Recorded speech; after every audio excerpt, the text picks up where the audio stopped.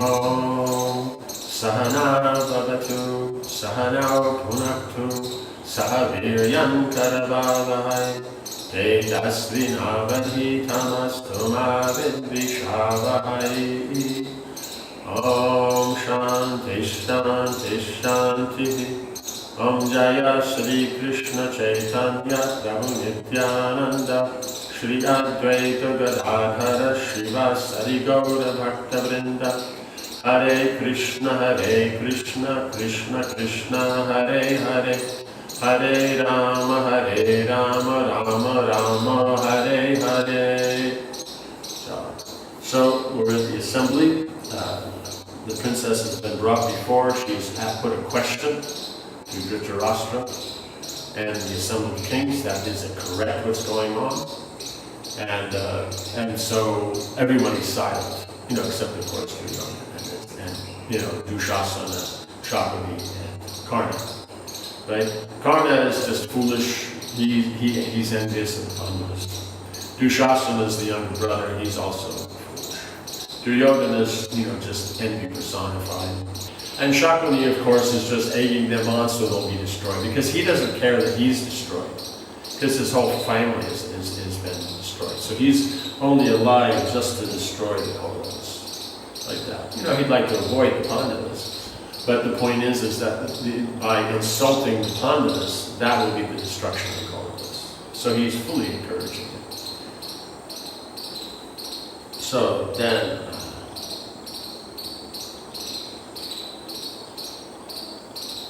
then Draupadi spoke again.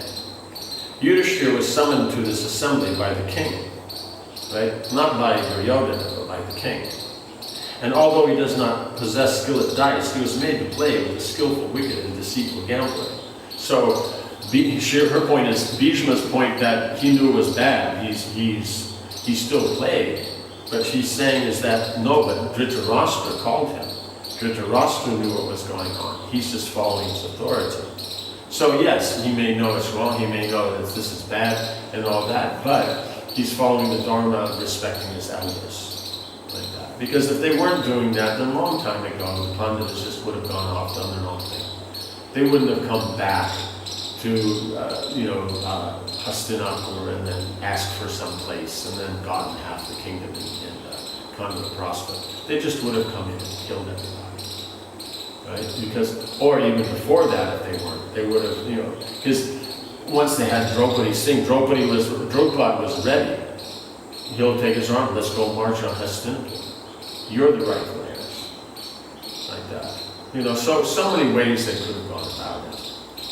But the point is he's following authority, and that's why the story has progressed, and things have gone so nicely for the Kauravas. What they're not catching is if Yudhishthira is doing well, all the Kauravas are well, because they consider them all one dynasty. But Duryodhana doesn't. He thinks, no, just they are, we're not. So it's how then can he be said to have staked anything voluntarily, right? So this is the point, is in general she's saying this, but also to Bhishma's point. He has been deprived of his senses by the contrivances of sinful men acting together, right? Because it's all of them acting together and him on himself, and he doesn't know all these things. So it's not even one-on-one. It's not like Duryodhana is there, he's throwing the dice, sometimes winning, sometimes losing. Yudhishthira is throwing the dice, sometimes winning, sometimes losing. No, it's just the three of them together, among others with the sanction of the king, then they are cheating. This act lacks all propriety and will be condemned by all wise men. And we'll see throughout the Mahabharata, until the war, everybody does condemn it. Here in this hall are many leaders of the Bharata race. Let them reflect on my words and answer my question. Dushasana began to harshly insult Draupadi, right? He has nothing to say. He's an idiot. He's a brute, right? She wept grievously and looked towards her helpless husbands. Bhima was afflicted beyond all endurance.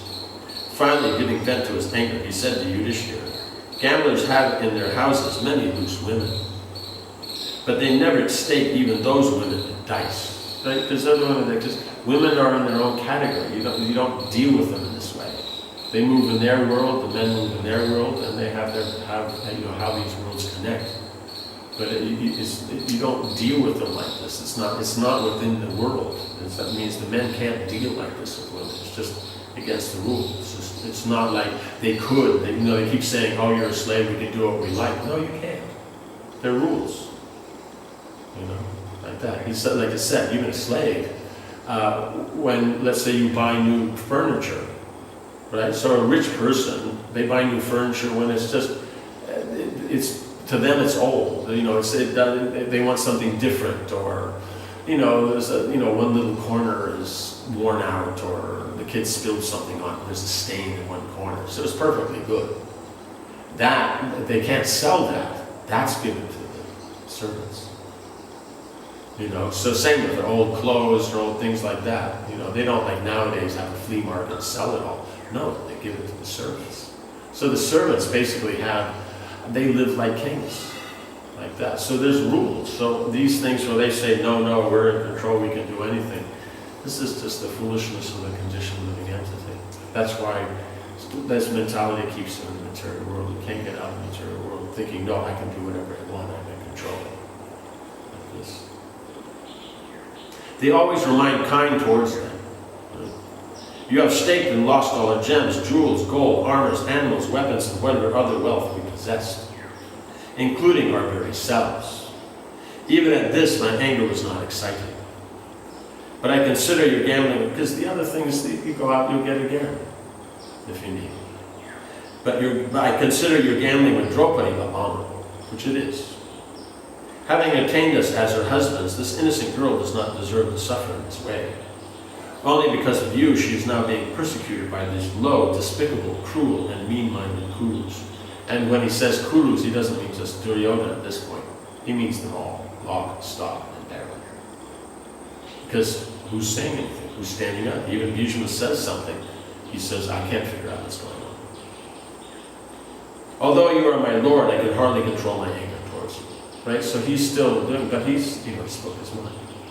Bhishma turned his massive shoulders towards the twins. I shall burn Yudhishthir's hands. Sahadev, bring fire. Arjuna quickly caught hold of his brother. Bhima, do not speak in this way. You have never uttered such words before. Your morality has certainly been destroyed by these cruel foes. Right? So he's saying by their association, now even Bhima's morality is being weakened. He's dealing, so roughly with his elder brother. And you can see he's speaking, proper words and making proper points, while Duryodhana and them, what they're speaking, no proper words, no proper points. Do not fulfill our enemies' wishes, right? Because they want to see them broken up. That also annoys them, that they're also qualified and they're also committed to each other, and they're so strong. Because 5 are considered a menace or an obstacle to 100. And they have Karna, Bhima, Drona, and they're still worried because they're so united. Their morality is so strong. Practice the highest virtue and remain obedient to your elder brother, right? And so that's what's there, and that's what Yudhishthira is doing with Dhritarashtra. So it's the same principle. Remembering a Kshatriya's duties, he has played today only on the king's command.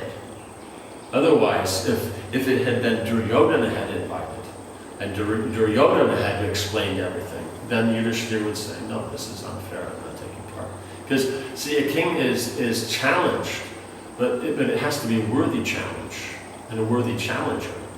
It's not just, anybody challenges, you have to take, what, you're scared, you're a coward, you don't have to deal with these things. But to control your senses and walk off, that's the greater part about it, right? And against his own desire, right? He didn't want to play. He even mentioned it before. He was pointing out how it's wrong, how it's unlawful and that. But Dhritarashtra, with his smile on his face and laughing and completely oblivious, said, so what's happening now? What's going on? Is the match starting? Such an act will surely make him famous, which it is. We're reading about it 5,000 years later. We're not reading about it because of Duryodhana. We're reading about it because of Yudhishthira. Bhima calmed himself, checked by Arjuna's reproach. He looked down in shame. You are right, Dhananjaya. Our brother had surely acted in accordance with duty. Had I not known this, I'd have long ago have snatched his arms and burned them in blazing fire. I would have done this way before. Because you see, Bhima's the more passionate one here. Both brothers looked at Yudhishthir in distress. They knew he felt obliged by the presence of Dhritarashtra and Bhishma, because how are they allowing it to go on? If those two elders did not speak out against what was happening, then Yudhishthir would not object to the proceedings. Right? If they spoke out, then he would definitely, if they said, no, this is wrong, Duryodhana, you can't do this and that, then he would have also, because he did speak up. But when he saw they didn't go against it, then he went along with it, following the authority. And you see, it works out. There may be some immediate trouble, but in the end, then, whatever they lost before, they have all that back, and Duryodhana's kingdom. So before they had their kingdom in the world, now they have their kingdom, the world, and Duryodhana's kingdom, so they ended with more. Okay. So Duryodhana's hearty laughter rang out again, right? So they're following Dharma, so now he's taking it that now they're following my control. He doesn't understand this. No, they're controlling themselves. He, due to lack of control, is taking advantage of the situation. So it's a lowly person who takes advantage of a situation. Like the person comes and surrenders, you're supposed to then give shelter. But he surrenders and then you kill him like that. That's just taking advantage. That's against religion. So because he has a tendency towards sin, like this, or irreligion, like that, therefore then he said hearty laughter. So it's giving him great pleasure. He was relishing his cousin's discomfort. He was especially enjoying Draupadi's distress, right? Because everybody he came to marry Draupadi and he lost. So then naturally, no one else should enjoy it. And remembering how she had laughed at him at the Maya Sabha. But, he's the cousin brother. So cousin brothers, cousin sisters, like brothers and sisters. Brothers and sisters laugh at each other. Someone does something wrong, they laugh. The brother burps and they laugh at him. That's just the thing. But he's taking it as a great insult to himself. And what about the family relationship? Just what's there, like that. She's not the wife, but she's the sister. So then, this is what it is. But that's the point. Is he can't, because of his demoniac nature, he can't see things as they are. He can't appreciate proper relationships, and that's a value to him.